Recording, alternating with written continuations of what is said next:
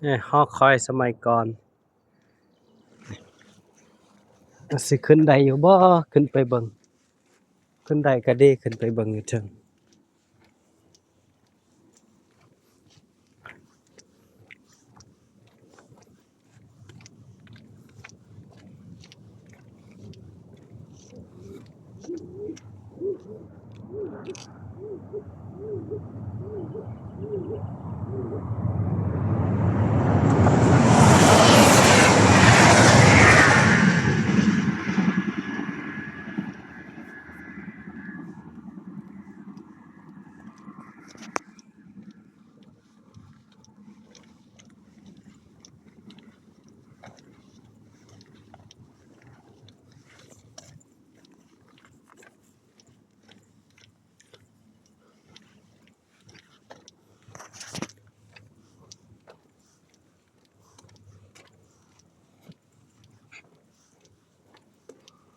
มื้อนี้อากาศร้อนเด้อพอดีแล้วย่างออกไปกำลังย่างไปเล่นไปเที่ยววันจันทร์ปกติวันจันทร์ก็บ่แม่นวันจันทร์เว้าผิดวันพุธปกติก็เฮ็ดเวียกแต่ว่าอืมเขาเจ้าหัวหน้าเพิ่นเปลี่ยนแผนเนาะข้อยก็ลืมเบิ่งข้อยฟ้าวไปเวียกแต่เช้าพอไปบ่อนเฮ็ดเวียกแล้วก็หัวหน้าเพิ่นว่าบ่ได้เฮ็ดมื้อนี้มื้ออื่นฮอดวันเสาร์อืมก็เลยมาที่เมืองดุสบวกจากเมืองคอยโยมาที่เมืองลินเมืองดูสบวกมานั่งลินแถวแม่น้ำไรน์นำทีไหลผ่านมันไหลผ่านมาแต่ทางไหนมาแต่ฮอลแลนด์ลงมาเยอรมันแล้วก็ผ่านเบลเยียมผ่านฝรั่งเศสลงมาแม่น้ำเป็นแม่น้ำที่อ่าเส้นทางเดินเรือคือกันมันมีเรือกำปั่นแล่นผ่านทุก10กว่านาทีใหญ่เติบแต่ว่าก็บ่เท่าน้ำคลองใหญ่กว่าน้ำคลองอยู่ลาวเฮาใหญ่กว่าน้ำอันนี้มันบ่ใหญ่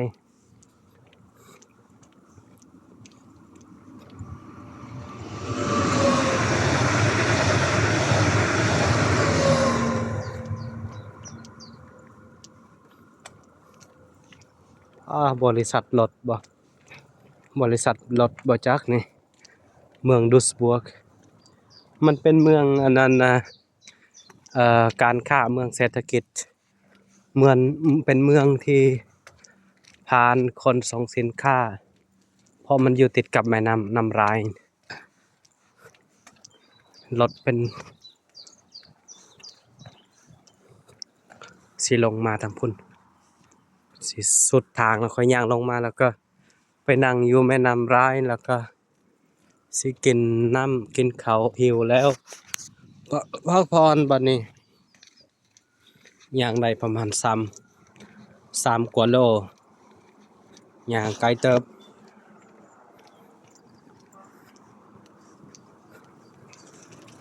ฮัลโหลนี่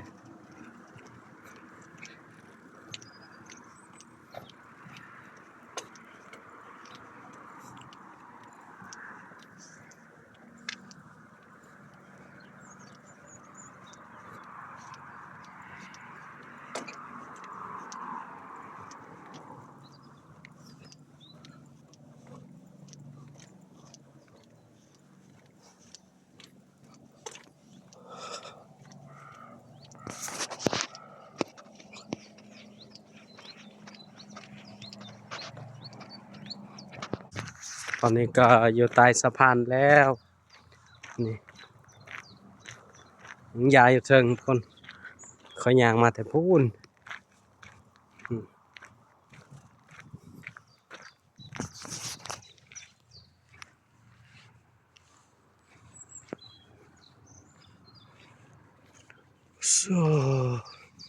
โฮมเด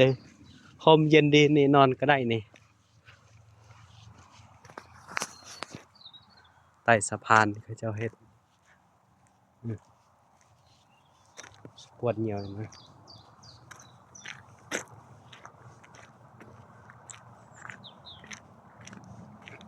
โอ้คัก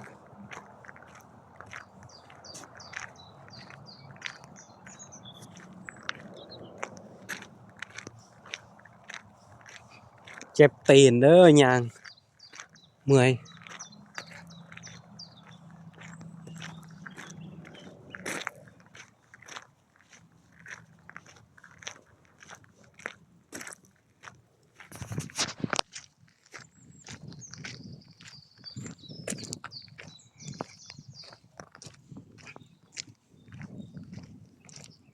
เป็นป่าพูนเขาย่างมาแต่พูนงามบรรยากาศเย็นเย็นดีนี่ไต่สะพานนี่เย็นดีสะพานใหญ่เด้อเบิ่งนี่ความกว้างสะพาน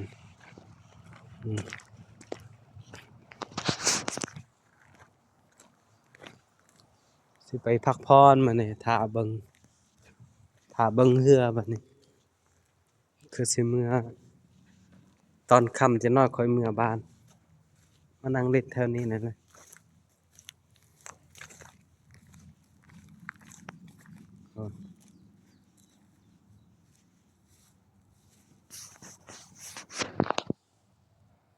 เขาว่าสิขึ้นจะน้อยอยู่หั่น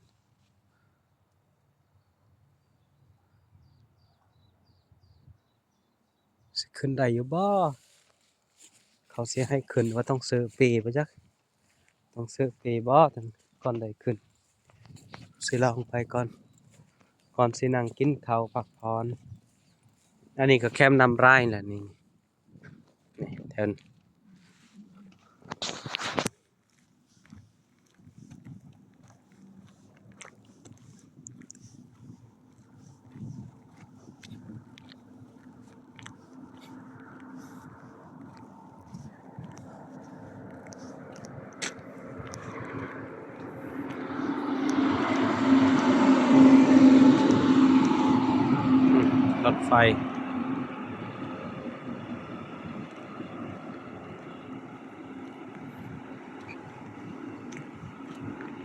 รถไฟขนส่งตู้สินคอนเทนเนอร์แต่ว่ามันว่างปกติมันจะเต็มเนาะ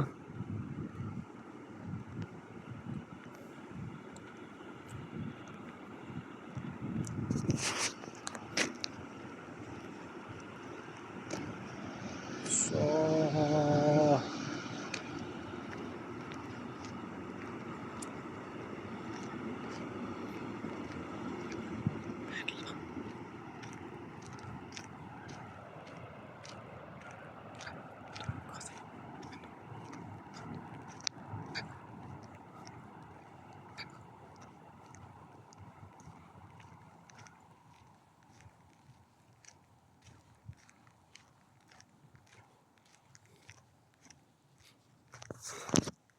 โอ้พูน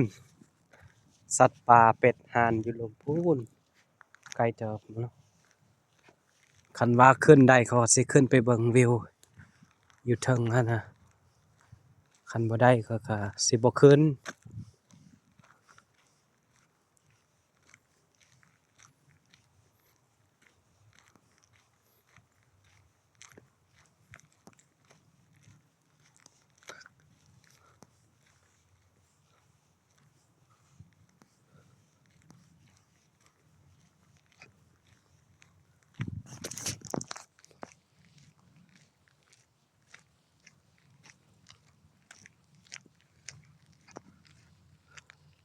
ทุ่งอเมริกากับเยอรมัน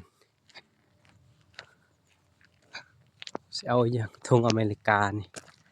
ทุ่งอันนั้นสัตว์หายทุ่งซาตานทุ่งอเมริกาทุ่งซาตานฆ่าล้างเผ่าพันธุ์เด็กน้อยทุ่งซาตาน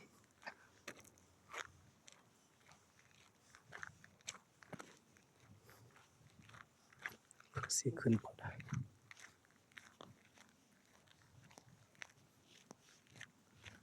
คือสิขึ้นบ่ได้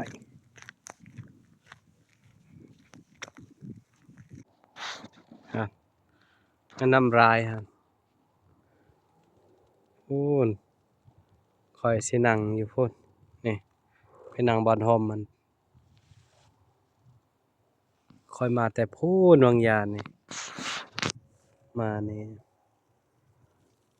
บรรยากาศคักๆขึ้นบ่ได้ขึ้นเถอะนี่เธอกันนั้นสมัยสงครามอันนี้เก่าแก่ในเขาก่อนนี่แต่สมัยสงครามโลกครั้งที่1เขาก่อนนี่เขาเฮ็ด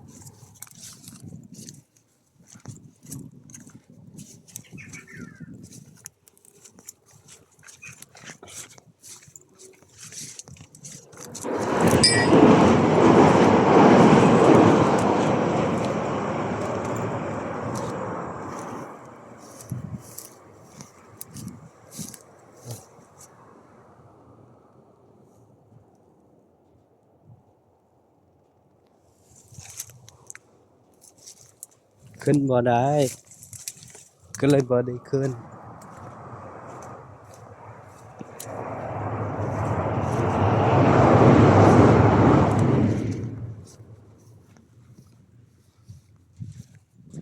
บ่ได้ขึ้นก็บ่เป็นหยัง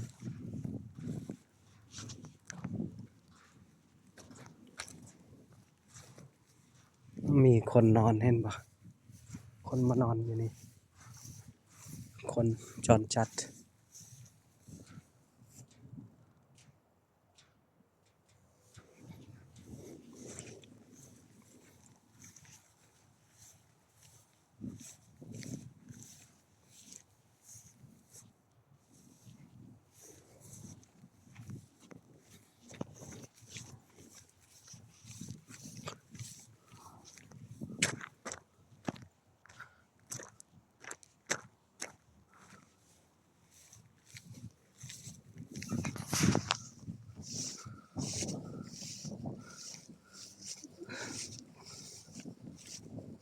พูนเหือกำปั้น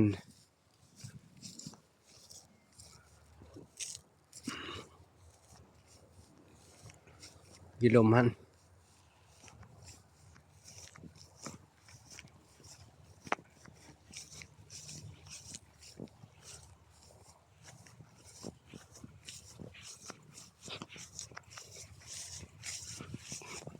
สะออนหญ้านี่เด้นี่หญ้าตัดให้งัวให้ควายกินปะโถคือสิตุยสิอ้วนเนาะอืม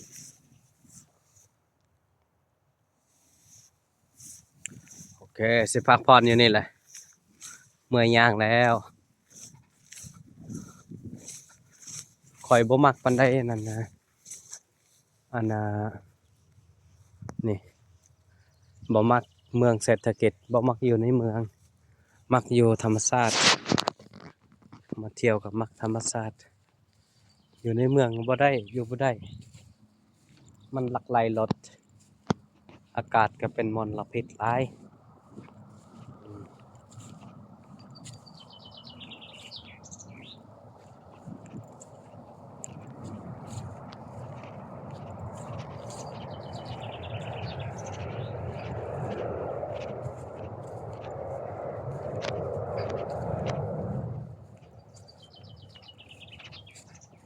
เรือกำปั้นมันแล่น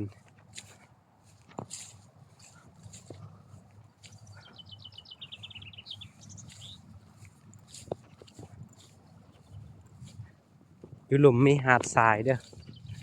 อ่า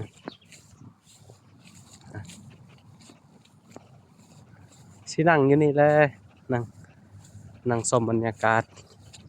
ตะเวนตกดินนี่งามเด้อนี่คอยสิอยู่นี่จนค่ำโพนจึงเมื่อบานเมื่อบอลคอยอยู่เนาะนี่ก็มาพักผ่อนหย่อนใจอืมแม่น้ำลาย